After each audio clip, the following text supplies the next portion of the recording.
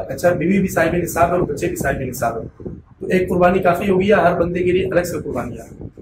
نہیں، ہر ایک کے لیے الگ الگ صاحب نصاب کی قربانی الگ ہوگی۔ بچے اگر بالغ ہیں تو جس بالغ کے پاس صاحب نصاب ہونے کے بقدر رقم موجود ہے اس کے اوپر اپنی الگ واجب ہے۔ بہت سے ہمارے زمانے کے اندر جو غیر مقلد حضرات ہیں وہ یہ کہتے ہیں کہ اللہ کے رسول نے اپنے گھر والوں کی طرف سے قربانی کی، اور وہ یہ سمجھتے ہیں کہ سب گھر والوں کی طرف سے اگر ایک بکرا ادا کر دیا جائے تو وہ سب کی طرف سے قربانی ہو جاتا ہے۔ ایسا نہیں ہے، قربانی ہر ایک کے اوپر اپنے نصاب کی وجہ سے، اس کے سبب کی وجہ سے فرض ہوئی ہے۔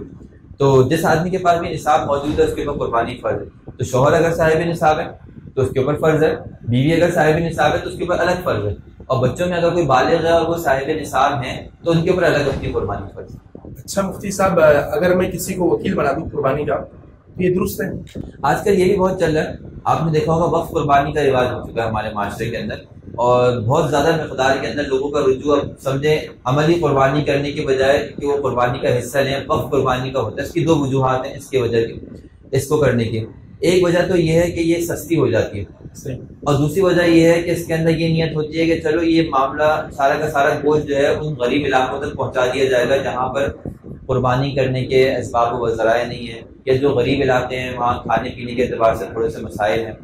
تو ان علاقوں تک جو ہے وہ وسائل کی فراہمی۔ تو اس اعتبار سے یہ ایک اچھا عمل ہے کہ بہت زیادہ لوگ اس کے اندر قربانی کے اندر وقت قربانی میں حصہ لے رہے ہیں۔ لیکن دیکھیں اس کے اندر جو ہے وہ اس بات کا ضرور خیال رکھنا چاہیے کہ اوتھینٹک اور مستند لوگوں کو آپ جو ہے وہ اس کو سپورٹ کریں، کیونکہ آپ جانتے ہیں کہ جس جگہ پہ آپ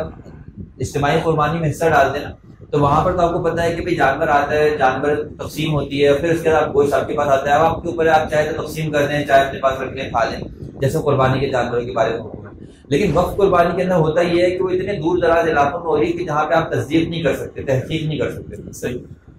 مثال کے طور پر چترال میں ہو رہی ہے، اب آپ جا کے دیکھیں گے تھوڑی وہاں پہ واقعی ہو بھی رہی ہے یا نہیں ہو رہی، تو اس معاملے میں تھوڑی احتیاط کرنی چاہیے کہ جو مستند لوگ ہوں، مستند ادارے ہوں، اور باقاعدہ وہ اس بات کے پابند ہوں کہ وہ وہاں پہ جو قربانیاں ہو رہی ہے اس کے ثبوت و شواہد باقاعدہ مہیا کریں، تب جا کے آپ وقف قربانی میں حصہ لیں۔